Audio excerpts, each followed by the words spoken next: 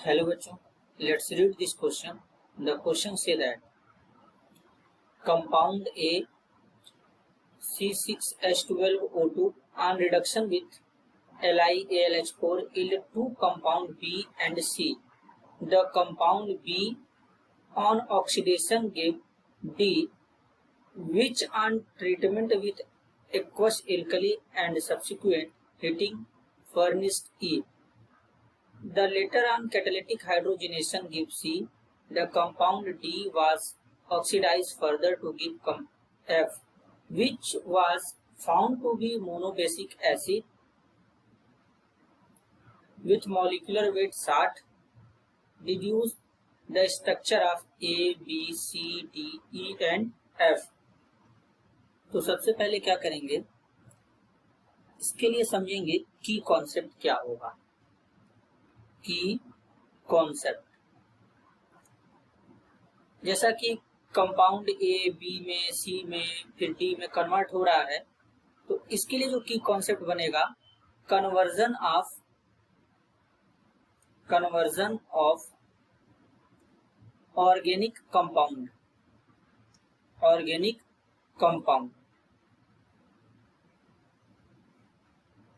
ये की कॉन्सेप्ट हो गया। तो सबसे पहले समझते हैं कि जो कंपाउंड ए है, कंपाउंड ए का रिडक्शन कराया जाएगा लिथियम एल्यूमिनियम हाइड्राइड के साथ में, तो कंपाउंड बी बनेगा और इसके साथ में सी बनेगा। अगेन बी का क्या कराया गया, ऑक्सीडेशन, तो कंपाउंड क्या बनेगा, डी बनेगा। और डी का क्या कराया गया, अगेन एल्कली के साथ ट्रीट किया गया, मतलब एक बेस के साथ ट्रीट करेंगे और हीट भी करेंगे, तो यहां पर एक कंपाउंड ई बनेगा। कंपाउंड ई का क्या कराया गया, कैटालिटिक हाइड्रोजिनेशन। कंपाउंड का क्या कराएंगे, ई का क्या कराएंगे, कैटालिटिक हाइड्रोजिनेशन कराएंगे। कैटालिटिक हाइड्रोजिनेशन मतलब कैटलिस्ट के प्रेजेंस में कोई भी कैटलिस्ट लेंगे, जैसे प्लेटिनम, यहाँ पर हाइड्रोजन जोड़ेंगे तो कैटालिटिक हाइड्रोजनेशन कराएंगे तो कंपाउंड सी बनेगा। अगेन जो कंपाउंड डी है इसका क्या कराएंगे, ऑक्सीडेशन। कंपाउंड डी का ऑक्सीडेशन करा देंगे, तो कंपाउंड डी का जब ऑक्सीडेशन कराएंगे तो एक कंपाउंड एफ बनेगा। जो एफ होगा वो हो जाएगा मोनोबेसिक एसिड। और इसका जो मॉलिक्यूलर वेट दिया है वो मॉलिक्यूलर वेट कितना दिया है, 60 दिया है। मोनोबेसिक एसिड का मॉलिक्यूलर वेट 60 दिया है। तो सबसे पहले क्या करेंगे, हम लोग एफ को फाइंड आउट करेंगे और एफ को फाइंड आउट करके रिवर्स डायरेक्शन में सोचते हुए चलेंगे तो यह रिएक्शन बड़ा ही आसानी से सॉल्व हो जाएगा। तो सबसे पहले एफ को फाइंड आउट करेंगे, तो एफ क्या है, एक मोनोबेसिक एसिड है। एफ क्या है, एफ एक है मोनोबेसिक एसिड।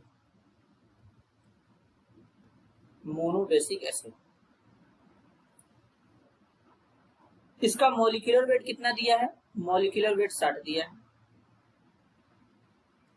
60 दिया गया है। तो मोनोबेसिक एसिड है तो इसमें कार्बोक्सिलिक ग्रुप कितना होगा, एक होगा, ये कार्बोक्सिलिक ग्रुप प्रेजेंट होगा। अब क्या करेंगे जरा समझते हैं। तो कार्बोक्सिलिक ग्रुप का अगर फर्दर मॉलिक्यूलर वेट कैलकुलेट करेंगे तो कार्बन का हो जाएगा 12, ऑक्सीजन का हो जाएगा 32। 2 ऑक्सीजन है तो दोनों का मिला के 32 हो जाएगा। हाइड्रोजन का हो जाएगा +1, 1 लिखेंगे, टोटल आएगा 45। अब ये 45 आ गया और यहाँ पर 60 दिया है, तो इसका मतलब यहाँ पर डिफरेंस कितने का बना, 15 का बना।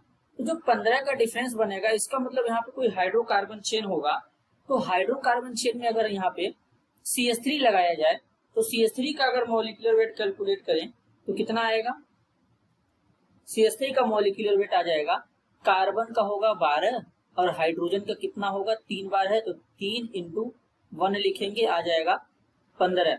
और दोनों को ऐड करेंगे तो ऐड करने पर जो आएगा वो होगा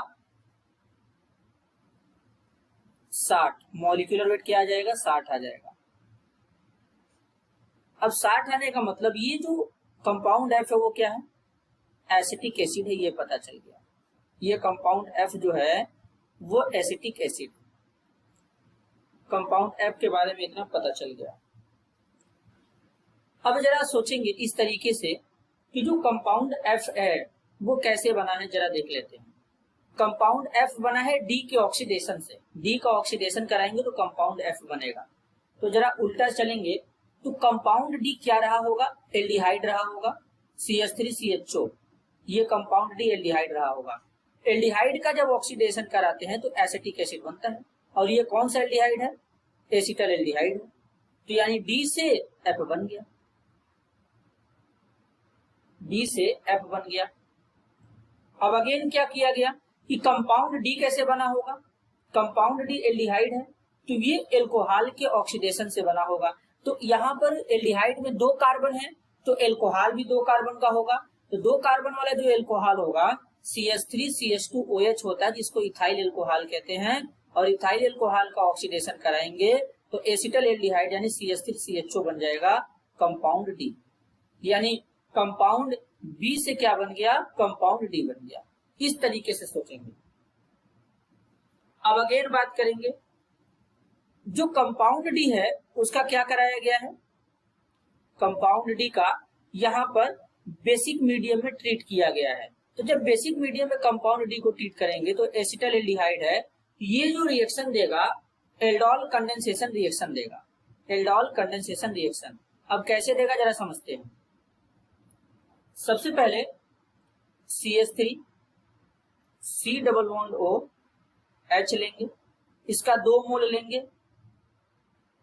तो 1 मोल और बना लेते हैं H। बेस के साथ ट्रीट करेंगे तो OH नेगेटिव रहेगा, ये OH नेगेटिव यहां से एक H को एब्स्ट्रैक्ट कर ले जाएगा, यहां से इसको एब्स्ट्रैक्ट करके ले चला जाएगा तो इस कार्बन पे आ जाएगा नेगेटिव चार्ज। जब ये बॉन्ड ब्रेक होगा तो इस कार्बन पे आ जाएगा नेगेटिव चार्ज। अब नेगेटिव चार्ज आने का मतलब इस पे कार्बन आयन बनेगा और ये इस कार्बन पे अटैक कर देगा, क्योंकि ये कार्बन जो है ये एक इलेक्ट्रोफिलिक सेंटर है। तो इस इलेक्ट्रोफिलिक कार्बन पे क्या कर देगा, अटैक कर देगा।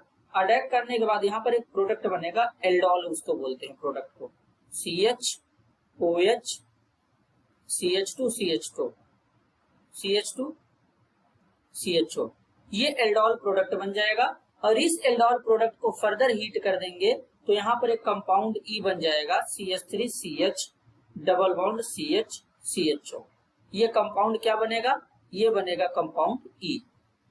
अब अगेन क्या करेंगे, इस कंपाउंड E को, कंपाउंड E जो है इसका कैटालिटिक हाइड्रोजनेशन कराया जाएगा तो CH डबल बॉन्ड CH। अब इसका जब कैटालिटिक हाइड्रोजनेशन कराएंगे इसका मतलब यहाँ पर कैटालिटिक हाइड्रोजनेशन कराएंगे तो हाइड्रोजन ऐड हो जाएगा और ये क्या है, कंपाउंड E है। कंपाउंड E कैसे बना, एल्डोल प्रोडक्ट को हीट कर देंगे तो इसमें से वाटर के मॉलिक्यूल रिलीज हो जाते हैं, तो यहाँ पर एक इस तरीके का एल्डिहाइड बनता है। अब आगे चलते हैं, तो जब इसका हाइड्रोजनेशन कराएंगे मतलब हाइड्रोजन को ऐड कराएंगे तो यानी यहाँ पर बन जाएगा एल्कोहल, CH3 CH2 CH2OH, ये एल्कोहल बन गया। और ये जो एल्कोहल बना है ये प्रोडक्ट क्या होगा, C होगा। अब ये प्रोडक्ट C हो गया। अब जो प्रोडक्ट B है, प्रोडक्ट B क्या था एक बार देख लेते हैं। तो जो प्रोडक्ट B था ये क्या था, एक प्रकार का, ये क्या है, एल्कोहल है, मतलब इथेनॉल है। तो अब प्रोडक्ट B, अब जरा इधर चलते हैं, यहाँ पर एक बार देखते हैं। अब प्रोडक्ट जो A था जिसका केमिकल फॉर्मूला था C6H12O2, इसका रिडक्शन कराया गया था तो B और C बना था। और ये हम लोगों ने आइडेंटिफाई कर लिया कि B क्या बना है, एक इथेनॉल है, और C क्या बना है, B एक इथेनॉल था और C क्या फॉर्म हुआ है जरा उसे देख लेते हैं। C एक टाइप्स का एल्कोहल बना है, तो मतलब दोनों ही एल्कोहल बने हैं, दोनों केस में क्या बना है, एल्कोहल बना है। इसका मतलब जो कंपाउंड A होगा वो क्या रहा होगा, एस्टर। कंपाउंड A रहा होगा एस्टर। क्यों, जब एस्टर का रिडक्शन कराते हैं, जब एस्टर का रिडक्शन कराते हैं तो क्या बनता है, एल्कोहल बनता है। तो ये बॉन्ड यहां से ब्रेक होगा तो एक बनेगा एल्डिहाइड और दूसरा बनेगा एल्कोहल। अब एल्डिहाइड जो लिथियम एल्यूमिनियम हाइड्राइड होता है ये स्ट्रॉन्ग रिड्यूसिंग एजेंट होता है, तो ये एल्डिहाइड को फर्दर किस में कन्वर्ट कर देता है, एल्कोहल में कन्वर्ट कर देता है, एल्डिहाइड को फर्दर एल्कोहल में कन्वर्ट कर देता है। तो अगर कंपाउंड ए का स्ट्रक्चर डिटरमाइन करें तो कैसे करेंगे जरा समझते हैं। कंपाउंड ए का स्ट्रक्चर, तो कंपाउंड ए का जो स्ट्रक्चर होगा, स्ट्रक्चर ऑफ कंपाउंड ए, तो सबसे पहले फार्मूला लिख लेते हैं कंपाउंड ए का। जो फार्मूला गिवन है C6H12O2, C6H12O2, ये कंपाउंड ए का फार्मूला गिवन है।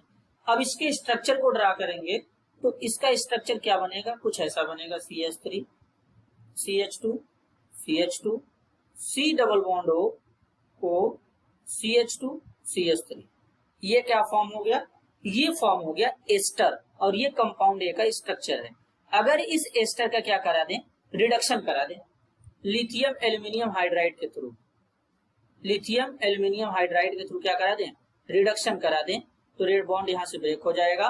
ब्रेक होने के बाद CH3 CH2 CH2 C double bond O H plus CH3 CH2 OH यहाँ पे बनेगा। और ये देख लेते हैं कि जो 2-4 कार्बन वाला जो एल्कोहल है वो कौन सा प्रोडक्ट है, वो प्रोडक्ट C है। तो ये प्रोडक्ट C का स्ट्रक्चर और ये प्रोडक्ट किसका हो जाएगा, B का, क्योंकि प्रोडक्ट B क्या बना था, इथेनॉल बना था, प्रोडक्ट B इथेनॉल बना था। तो this is your final answer. I hope you understood it well. All the best.